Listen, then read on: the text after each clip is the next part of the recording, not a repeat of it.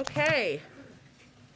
Just have one item for all of you at the top. Obviously, an exciting day here at the White House, but also wanted to note that this president, which we announced, of course, but signed an executive order this morning on the implementation of the infrastructure bill, which laid out 6 main priorities to guide implementation, including investing public dollars efficiently, effectively, of course, avoiding waste and focusing on measurable outcomes for the American people, buying American and increasing the competitiveness of the U.S. economy, including through implementing the Act's Made in America requirements and bolstering domestic manufacturing and manufacturing supply chains, creating good-paying job opportunities for millions of Americans by focusing on high labor standards for these jobs, including prevailing wages and the free and fair chance to join a union, investing public dollars equitably, including through the Justice 40 initiative, which is a government-wide effort toward a goal that 40% of the overall benefits from federal investments in climate and clean energy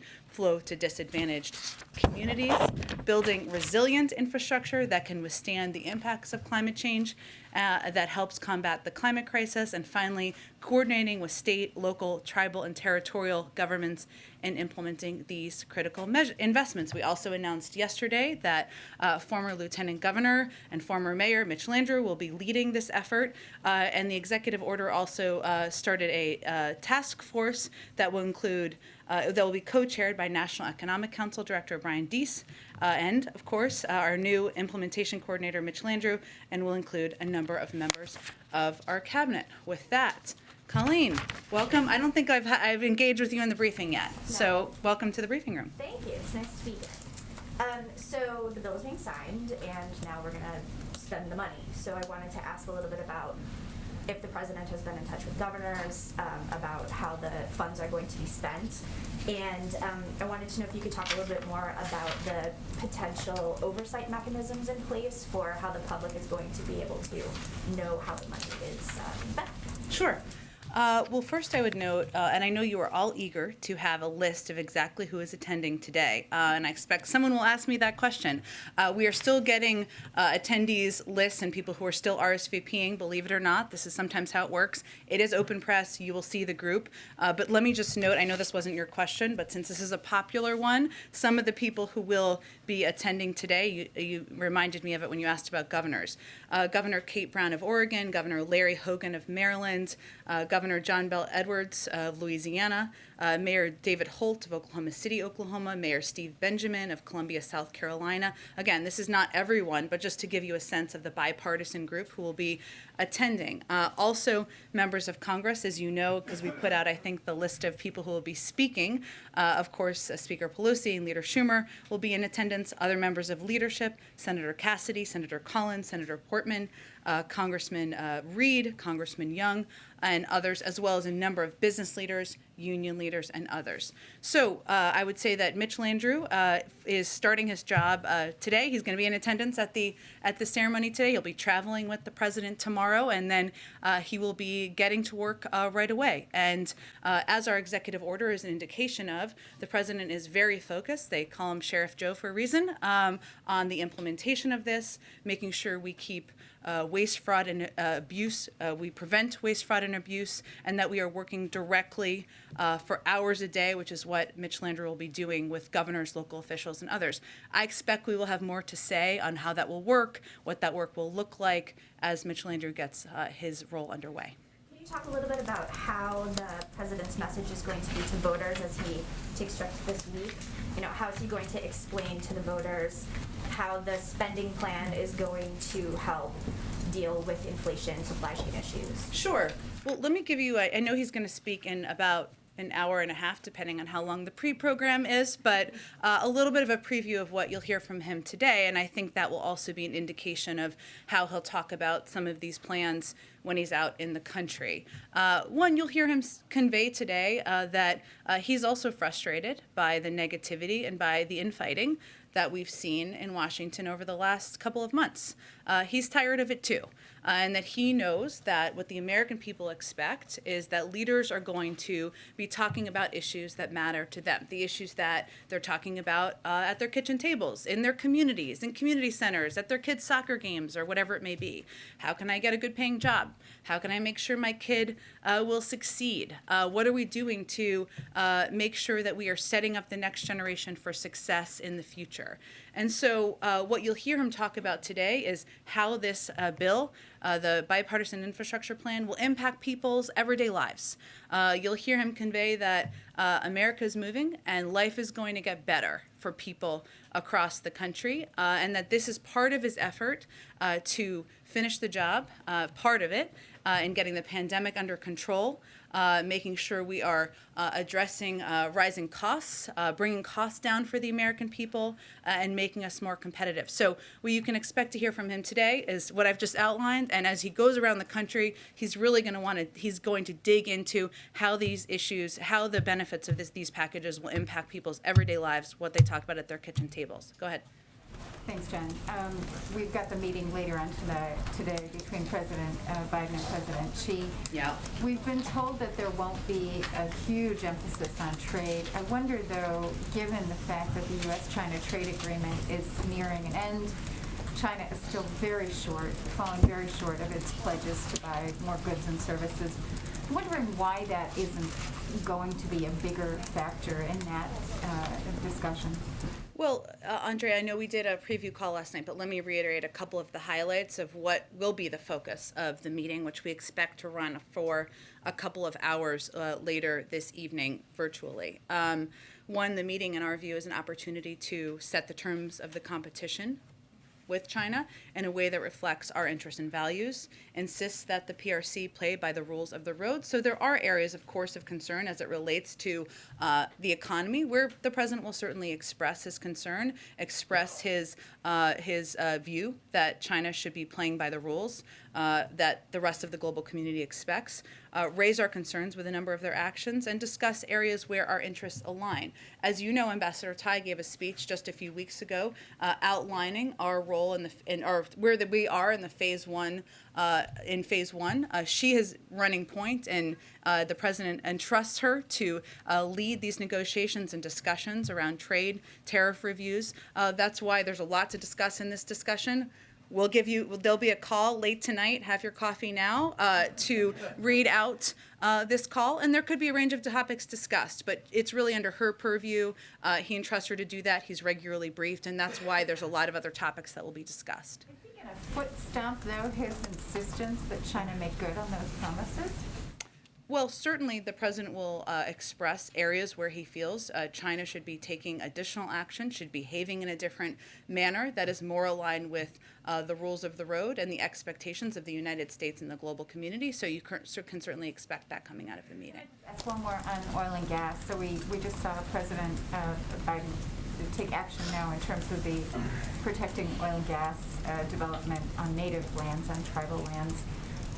But later this week, the U.S. government will open up for auctions many, many acres, an area larger than several states, actually, to oil and gas leasing because of this legal situation. So there are critics who say that you should have done more to avert this action. And I wonder if you can just say, what action could potentially be done? Are there any last-minute steps that could be taken to prevent those auctions from going forward? Well, the president did, as you know, Andrea, but just to get others up to speed, issue an executive order pausing oil and gas leasing on public lands and in offshore waters to facilitate the identification and implementation of long-needed permitting and leasing reforms. Shortly thereafter, the Interior Department canceled the pending offshore oil and gas lease in the Gulf of Mexico known as Lease Sale 257. So what you're referring to, I believe, is the fact that in June, a federal district court in Louisiana stopped the president's leasing pause and ruled that the Interior Department is legally required to go through with the sale of the Lease Sale 257, which is what what Andrea is referring to in terms of putting up a bunch of lease sales, oil and gas lease sales. We believe the decision is wrong, and the Justice Justice Department is appealing it. So it's in the courts, it's in a legal process. We're required to comply with the injunction. It's a legal case and legal process, but it's important for advocates and other people out there who are following this to understand that it's not aligned with our view, the president's policies, or the executive order that he signed. Go ahead. There's no more, you can't take any last-minute action to prevent this from going forward. I would point you to the Justice Department. They, of course, are appealing this, and I would point you to them for any legal action or what their options are. Just following up, at least tangentially related to China and trade, when you guys look at tariffs right now, do you view them purely through the prism of the administration's China strategy, or do you consider them as part of a potential tool in the tool belt as it relates to increased prices? I ask because the Treasury Secretary this weekend said if you pull off tariffs, it probably would make some difference in the price increases. You have business groups send a letter in the last couple of days asking the administration to consider easing them. Is that something you're viewing through the lens of the price increases, or is it purely separate and only along the lines of the China strategy?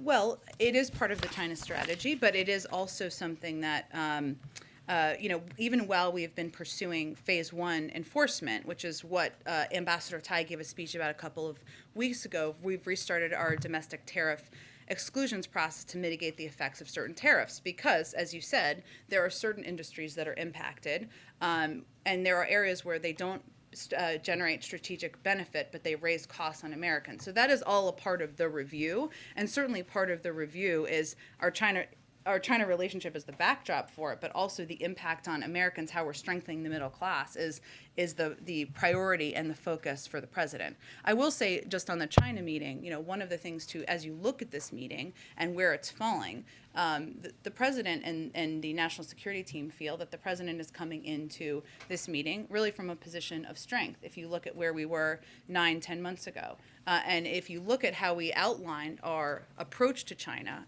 many months ago, we talked about the importance of rebuilding our alliances, our relationships, coordinating with Europeans and other key partners in the world on how we're approaching this relationship. We have made enormous strides in building those relationships, including on the president's trip just 2 weeks ago, where he had a range of conversations.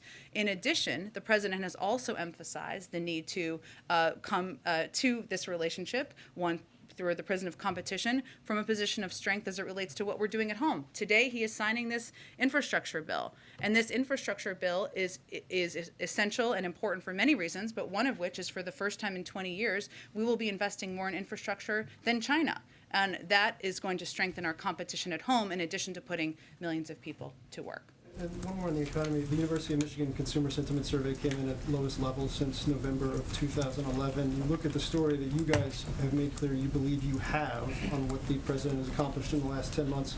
You're also seeing all of your own numbers. What do you attribute that to? Is it just inflation? Is it coverage? Is it, what does the White House think is driving consumer sentiment to be at that low level? Well, I would say, without being an economist, we look at most of these data points through the prism of COVID, and we know that we are in this place we are in now because of COVID, because of the impact of the pandemic. That has led to inflation. That has led to supply chain issues, and we know that even on a fundamental human level, people are tired of the pandemic, and so it's hard to get into the psychological mind, which this is a measure of course, different than some other data, but we see that consistently across a range of data and a range of economic analysis and even polling as it relates to how the current state of play in the country is impacting the American people. Go ahead. In that same vein, can you just expand on that as it relates to the poll that came out this weekend? You've got the president's popularity down to 41%, approval on his handling of the economy down to 39%. And then you see the response to his legislation, which is pretty popular. Yeah. Where's the disconnect there? And that his legislation right now, infrastructure particularly, is significantly more popular than he is. Well, what we see this as is an opportunity because we know that the president's agenda is quite popular. as you noted. And as you can see in the poll, the American Rescue Plan, the infrastructure deal are some of the most popular major pieces of legislation in the last 20 years. The bipartisan infrastructure deal and the Build Back Better agenda are very popular. And on COVID, polling shows there is support for our vaccine requirements. We know also, and I've been doing press and communications for some time, I will tell you that you don't design a communication strategy around infighting within the Democratic Party in Washington. That is not how you typically design it. That has been a necessity in order to get this legislation done. And looking back, the president would have done the same thing because he wants to deliver for the American people. But now is an opportunity for the president, the vice president, I'll note, and he'll mention this today, our cabinet, to be out in the country, connecting the agenda, the impacts on people's lives, moving beyond the legislative process to talk about how this is going to help them. And we're hoping that's going to have an impact. But you don't see the infighting in Washington within the Democrats' own party as the reason for the president's approval rating as where it is, do you? Well, we think, one, there's a couple factors. One is people are still, there's a fatigue from COVID. We see that in poll after poll, in your poll, and many other polls that have come out around the country. People are sick and tired of COVID and the impacts on the economy. We understand that. We're tired of it too. That's why this is the number one priority, continues to be getting COVID under control. I was just noting the fact that how we have spent our time and how our time has been consumed here is by getting this bill across the finish line. There's absolutely no regrets about that. This is going to get America, continue America moving again, make a fundamental difference in people's lives. But it hasn't allowed for all of the time we would typically be out there talking about the benefits as the bill was not finalized. It wasn't finished. We're looking forward and eager to do that. And just quickly on infrastructure, you said at the top that the president's message is going to be that it's going to get better. How this is just going to lay out how this is going to impact their lives. What is the timeline on this, particularly what he is signing today? When will Americans start to see this in their communities in a very real way? Well, there are some components that we are going to see rather quickly and some that will take a little bit more time. And part of what our focus is on, as you saw the president and I announced at the top, signed the executive order on implementation, creating this task force, name somebody who's going to oversee it, and we're going to get components of this done as quickly as possible. I would note, though, that this is designed to be this is not designed to be a stimulus bill. This is designed to be something that is spent out over time. What the president feels this bill is going to help do is have an impact over the short, medium, and long term by putting more people back to work, by investing in our infrastructure, by making sure people know that there are industries of the future that we are investing in. We're creating good paying jobs for the long term as well. So I would just note that this is not, sometimes I'm not saying you're doing this, but sometimes people compare this to the Recovery Act of 2009. It is not that. We are not in the middle of a historic economic crisis right now. This is an opportunity to build our country back better, build our industries back better, and that's what we are going to work to do as we implement this bill. Go ahead. Thanks, Jen. A couple more China questions in advance of tonight's meeting. Has the president been briefed on China's hypersonic test this summer, and does the president intend to bring up that hypersonic test in this meeting?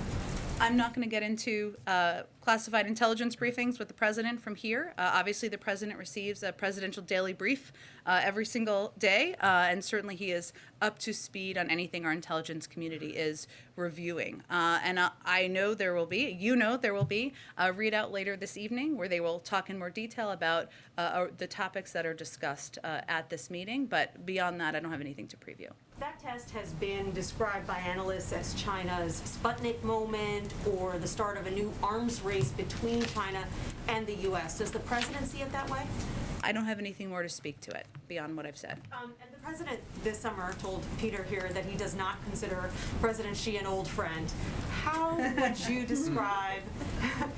describe their relationship going into this meeting? Well, I think I can confirm, Peter, he still does not consider him an old friend, so that remains consistent. You've heard the president note in the past that President Xi is somebody he's spent time with, he's had face-to-face conversations with, and because of that, the president feels that he's able to have candid discussions with President Xi, someone where he can with whom he can raise directly areas where we have concern, whether it's security issues, whether it's economic issues, whether it is human rights issues. And he will certainly do that this evening during the call. But he will also look for areas where we can work together and where there are areas where there is cohesion of opportunity moving forward. So it gives him the opportunity, it gives him the ability, I should say, to approach this multi-hour meeting with a level of candor, to be direct, not to hold back, and to continue that moving forward. I'll note that because of the kind of the condensing of power in China, that this relationship, these ongoing discussions between President Biden and President Xi, we feel is a key part of having intense diplomacy with a country that it's important to do that at this stage. So, but the long history helps enable him to do that effectively. Go ahead. Thank you. Ahead of this meeting with President Xi, is President Biden considering a diplomatic boycott of the Beijing Olympics this winter? Well, I know you're asking this because there have been reports out there, or questions, I should say, about whether or not President Xi will raise the question of the Beijing Olympics. We don't know if he will or will not, and we'll leave that to them to preview. But I don't have anything beyond that for you. I've outlined for you what the president will talk about and discuss in his meeting, and that's what our focus is on from this end. Okay, there are a few reports from over the weekend that the vice president is unhappy. Can she expect the president's automatic endorsement if she decides to run herself in either 2024 or 2028? Well, first of all, the president selected the vice president because to serve as his running mate because he felt she was exactly the person he wanted to have by his side to govern the country. She's a key partner, she's a bold leader, and she is somebody who has taken on incredibly important assignments, whether it is addressing the root causes of migration at the Northern Triangle or taking on a core cause of democracy in voting rights. So that is who the president selected. I don't have any predictions of whether she will run, when she will run. I will leave that to her, but I can tell you that there's been a lot of reports out there and they don't reflect his view or our experience with the vice president. And so you guys have not heard that the vice president or key members of her staff are unhappy? Here's what I know, Peter. I know that the president relies on the vice president for her advice, for her counsel. She's somebody who is not only taking on issues that are challenging. She's not looking for a cushy role here. No vice president is, no president is, and that she's somebody that is a valuable member of the team. And he expects to also, you can all expect to be out there out in the country on the infrastructure bill, and he's looking forward to having her out there too. And then just something tied to an ongoing court case. Why did President Biden suggest that Kyle Rittenhouse, on trial in Kenosha, is a white supremacist? So, Peter, what I'm not going to speak to right now is anything about an ongoing trial, nor the president's past comments. What I can reiterate for you is the president's view that we shouldn't have, broadly speaking, vigilantes patrolling our communities with assault weapons. We shouldn't have opportunists corrupting peaceful protests by rioting and burning down the communities they claim to represent anywhere in the country. As you know, closing arguments in this particular case, which I'm not speaking to, I'm just making broad comments about his own view. There's an ongoing trial. We're awaiting a verdict. Beyond that, I'm not going to speak to any individuals or this case. But the president has spoken to it already. And his mom now, Kyle Rittenhouse's mom, came out saying that the president defamed her son, and that she claims that when the president suggested her son is a white supremacist, he was doing that to win votes. Is that what happened? I just have nothing more to speak to an ongoing case where the closing arguments were just made. Go ahead. Given the National Guard is on standby, though, in Wisconsin right now, Jen, does the White House or the President have any message to those who may stir up trouble, regardless of the outcome at the end of the Kyle Rittenhouse trial? Well, I can give you a little bit of an update that we're in contact, the White House is in contact with state officials at the request of community leaders. The Department of Justice's Community Relations Service has provided trainings on de-escalation and contingency planning to local community organizations, and they're prepared to provide any further assistance that is needed. But, our message, I would say, is that President Biden ran on a promise to bring Americans together and to turn down the temperature on the angry, divisive rhetoric and actions we saw over the past 4 years. That's his overarching objective. It doesn't mean that he doesn't understand. Of course he does. When emotions are high, when passions are high, we're here to provide support. And obviously, we're going to wait for any verdict to come out. And beyond that, certainly we are hopeful that any protest will be peaceful. And broadly, on the state of America right now, inflation obviously at a 31-year high right now. Americans are seeing their dollars, their paychecks stretched right now. Why should Americans not be concerned that injecting another $1.75 trillion or more would further raise inflation? Because no economist out there is projecting that this will have a negative impact on inflation. And actually, what it will help do is will help increase economic productivity. It will help economic growth in this country. That and the Build Back Better agenda will help reduce inflation, will help cut costs for the American people over the long term. But as you acknowledge, that's over the long term. So I guess for those Americans who are really struggling with the bottom line right now, what is the president doing now, like immediately, to try to directly impact the rising costs that Americans are witnessing? Well, the number one thing that the president can do is help get COVID under control. That we know is the root cause of inflation and the price increases we're seeing for a range of reasons. That is the best step that he can take, that the administration can take to help get it under control. I'd also note, though, in many of his proposals, but his Build Back Better agenda that is currently working its way through Congress, and we're eager for the House to pass this week, there are a number of components in there that will lower costs next year for the American people, cutting child care costs in half, making preschool free for families starting in 2022, saving families $8,600, leading to the construction of additional housing units. We're seeing housing and the cost of rent as a major driver of costs for families across the country.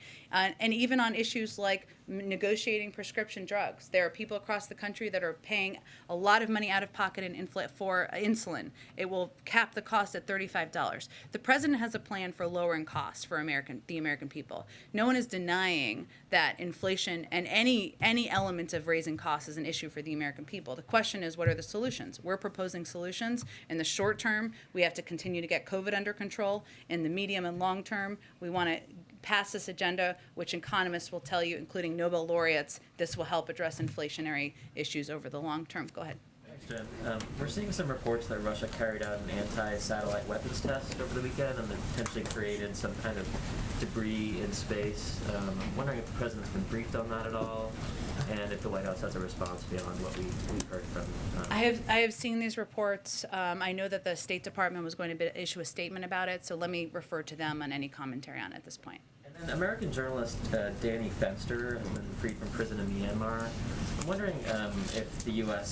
was involved, the U.S. government was involved at all in his release. I would again point you to the State Department. They would have the negotiating team that would have been engaged with any officials or others there playing a role in getting him released. I would point you to them for any more details. I've got to ask this. Does the president intend to announce his pick for Fed chair this week? We'll see. I have nothing to preview for you quite yet. I understand the interest. And can you just confirm again that we're expecting to have a press conference with the heads of Mexico and Canada? I have not. I know I said that last week. I have not. The schedule's constantly changing, so let me just take another fresh look at it, and we will confirm any details for you after the briefing.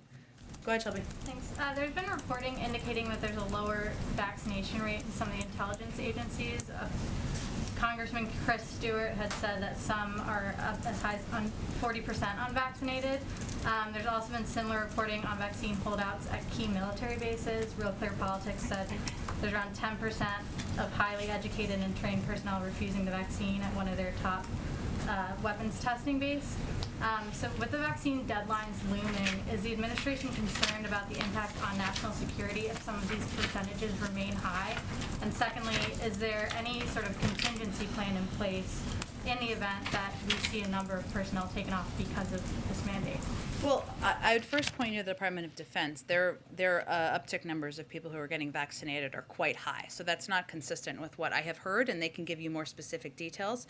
And I don't know if this is applicable to the agencies that you have mentioned, but we know in some components of the federal government, we're in a little bit of a delay in people entering the information and data for their vaccination status, and that's something that we're encouraging people and workers to update as needed as we lead up to the timeline. So that does not sound consistent with the data that I understand to be accurate, but I would point you to any agency on the specific percentages within their agencies. So there's no concern about a number of personnel in any of these agencies having to leave the workforce because they're not vaccinated? Well, those numbers are not consistent with what I understand to be accurate, so I would point you to the agencies on the numbers and the specific percentages per agency. Go ahead. Thanks, Jen. One on China and one on infrastructure. You just mentioned again, as part of your broader China strategy, working with allies, coordinating with them. In anticipation of tonight's meeting, have you briefed partners in Asia and Europe on sort of what you hope to achieve from this meeting? And do you plan to give them a readout after, how it went, where you might have to coordinate with them? Yes, we are in regular contact. The president saw a number of allies and partners just 2 weeks ago. Our State Department officials, our national security team are in regular touch, and I'm sure there will be continued coordination after the meeting. Great. And then one more on Mitch Landrieu. In his new role, is he expected to be involved in the effort to promote the infrastructure package around the country, traveling like other cabinet members are going to be doing? Is that part of his role? We'll see. I think he will be traveling, as I noted, with the president tomorrow, but I expect, at least for the early stages, that his focus will be keeping his head down and getting the implementation off the ground. He is a very effective communicator, a former mayor, former lieutenant governor, so I'm sure we will utilize him to be out there explaining the implementation plan as well. Go ahead. Thanks, Jen. On Belarus, the situation in Belarus, is there anything specific that you can share that the White House is doing or can do to help in the situation, such as the president considering a call with Putin, as some other leaders have? I don't have anything to preview on that front for you. We continue to work in close contact, or stay in close contact, I should say, with our EU partners and other allies who are working to hold the Lukashenko regime accountable for its ongoing attack. And that includes preparing follow-up sanctions in close coordination with them. So we're working to continue coordination with them on these efforts. I don't have anything in terms of a Putin call to preview. Any indication that Russia is involved indirectly, directly, in any fashion or form? I don't have anything on that from here. On one other question, can you share some details about tomorrow?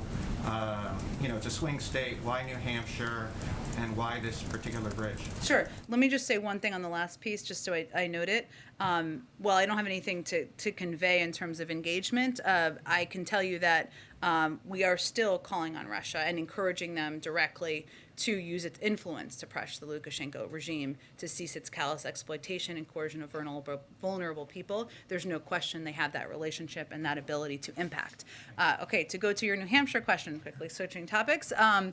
The president is going there because there is a broken down bridge that needs to be repaired. And it's an opportunity to highlight how this infrastructure bill can help communities, help people who are taking their kids to school, help people who are holding their breath as they're going across bridges, worrying about the safety and security of how they're traveling, to do exactly that. So that's why he's headed to New Hampshire tomorrow, to highlight this bridge that is decrepit and needs to be rebuilt, and show people visually what the impact will be so they can understand how it will help impact their lives.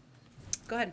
You just talked about how the infrastructure bill is one of the reasons why the White House thinks President Biden is coming into this meeting tonight with President Xi with a position of strength. But legislation in Congress that would actually address boosting competitiveness against China, the USICA, or the formerly known Endless Frontiers Act, is pending in Congress. So many names. I know. So I'm wondering if the White House is doing anything to advance that bill in the House and to dislodge it, or do they prefer this other version that House Democrats are working on?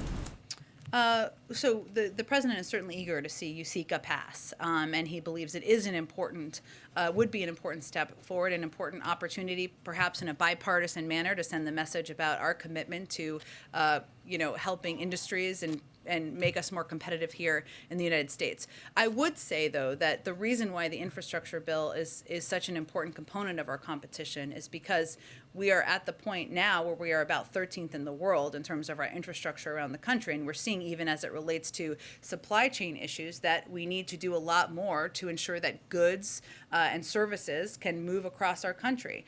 China has done more to invest. So it is a very key and pivotal component of of the president's commitment to approaching the relationship from a position of strength. But we are eager to see it pass. We're engaged with members and leadership in the Hill. I don't have anything from here in terms of the particular components of it, but we would like to see the bill passed, yes. Go ahead. On that front, is there any hope in the White House that this bill that he's signing today will not be a one-off and will in fact be like a turning point for future bipartisan agreements like USICA or others? Like, what's your assessment of whether he can turn this into political momentum? Well, I think today what we're focused on is the fact that there hasn't been a big, historic, impactful, bipartisan bill signing at the White House in some time. I guess there's a lot of ways to view that, the president is grateful, and he will note this in his remarks, for the support of everyone from Mitch McConnell to a range of members in both sides, both houses, who supported this legislation because they think it's the right thing for the American people, the right thing for their states. The president will continue to, the door of the Oval Office will continue to be open to working in a bipartisan fashion. And the president's view is there are many ways that we can do exactly that, and that's what the American people expect. They expect and hope for us to be able to work across the aisle. He'll also note that he is a president who believes that consensus is a good thing, that compromise is a good thing, and that is how you get things done in this town, and that we can't be so stiff in what we believe and our way or the highway in order to get things done. And he's hopeful that that sends a message that he is open to and eager to have opportunities to continue to work together. But he can't determine how everybody's going to vote in Congress. We know that, but he is somebody who wants to govern for all people, pursue opportunities to work in a bipartisan way. Today is a great example of that, and we'll continue to look for ways to do it moving forward. Does he have any expectation that out in the country, this success, this ceremony will translate into an improvement in his poll numbers, his handling of the economy, any of that? Well, as I said a little bit earlier, there's no question that being able to go out there and talk about and sell a package that actually exists and we know the details of is easier than the alternative. And the president will be out there tomorrow. He'll be out there Wednesday. The vice president will be out there around the country. Cabinet members will be out there talking about how these packages benefit the American people and the direct impact they're going to have on their lives. We can't predict for you what that will mean 2 months, 6 months from now, but there's no question that that is a more positive means of communicating from here than litigating every up and down of the sausage making in Congress. Go ahead. Yeah, is it the White House's expectation that the House will take up a vote on the Build Back Better plan before the Thanksgiving break? Where are you seeing things right now in terms of timing on that? Well, I would note for you that when a number of House moderates, put out a statement a couple of weeks ago, they conveyed that this was the week that they felt was the time to move forward on this legislation. We agree. They've been waiting for justification, validation, I would say, of the White House projections on the pay-fors in the legislation. We've seen that every component of information the CBO has put out has been consistent with our projections. There have been a number of other outside economists and experts who've also conveyed that the nature of this legislation. So we're hopeful that we will continue to move forward toward getting this bill passed this week, as has been the plan for some time now. Would you view it as a setback if there's not a vote this week? We plan to move forward. We're not going to call bill votes from here. We'll leave that to the speaker, but we're moving forward. Go ahead. Thanks, Jen. To follow up on what you've said about bipartisanship, by our count, there's just 6 of the 32 Republicans in the House and Senate who voted for the bipartisan bill that will actually be there at the signing ceremony today. Is the president frustrated that more Republicans aren't coming so he can highlight, actually with everybody around him, the bipartisan work that went into this bill?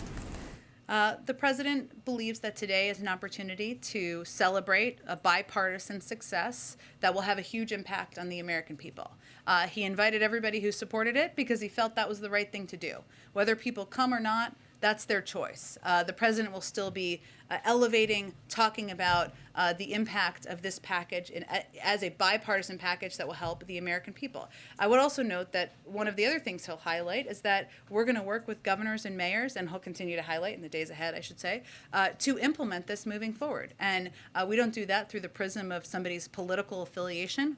He's going to work with, and Mitch Landrieu will be working with Democratic governors, Republican governors, Democratic mayors, Republican governors, mayors, and really what is most important to the American people is what we do from here and how it's going to impact them and make their lives better, less than the attendance at a bill signing. And that gets into my next question. The New York governor said today that there will be no MTA fare hike because of the funding that's coming from this infrastructure bill. Do you have other examples of immediate impact just like that? Like, what can we see in the next couple of days? We will.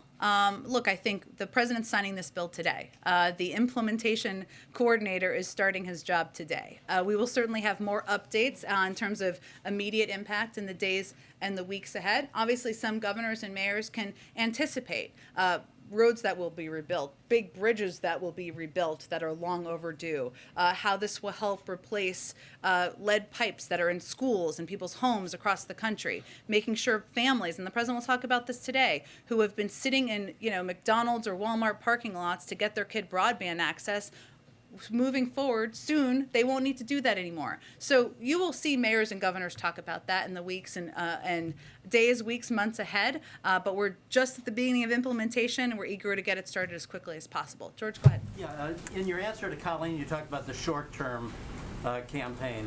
Let me ask you about longer term. You were here in 2010 when President Obama signed the ACA, gave a couple of speeches, and then moved on.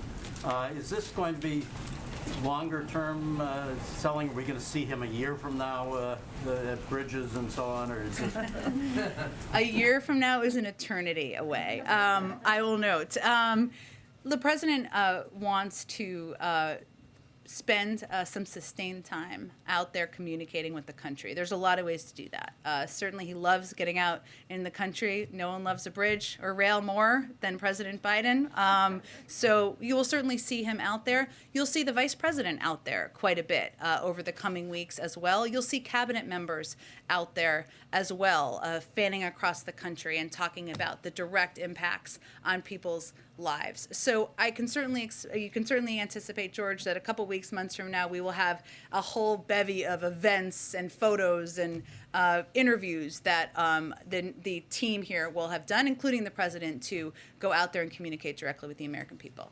Thanks. Oh, okay, one more, and then we'll go. One more, go ahead. Thank you. I want to ask you, even though you said earlier you're not going to comment necessarily on the trials that's happening, but when we look at the case, Ahmaud Arbery trial, and we're seeing what's happening on the outside of this trial, and then you have one where just a pastor, Reverend Jesse Jackson, coming into a courtroom is seen as threatening. And then 100 pastors coming this Thursday to pray outside of the courtroom. What was the president's response to that? Even though the judge, reprimanded the lawyers, however, it still speaks to what's happening in our criminal justice system, the unfairness, even in the Rittenhouse trial. How race has really still taken precedence over in both cases, and people are wondering what's happening next. I appreciate your question, and I just want to be clear that what I don't want to comment on from here is ongoing trials where there are, where the cases are being heard, where the jury is still making decisions, and that's just a responsibility we have from here, or I have as the spokesperson, right, for the White House.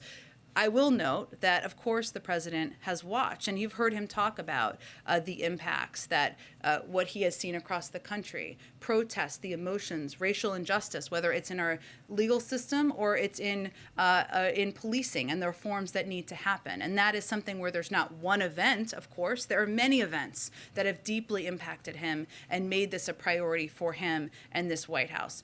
I know as there are verdicts and as there are, we will have more to say, but I just am limited in what I can convey beyond that from here. Okay, thank you, everybody.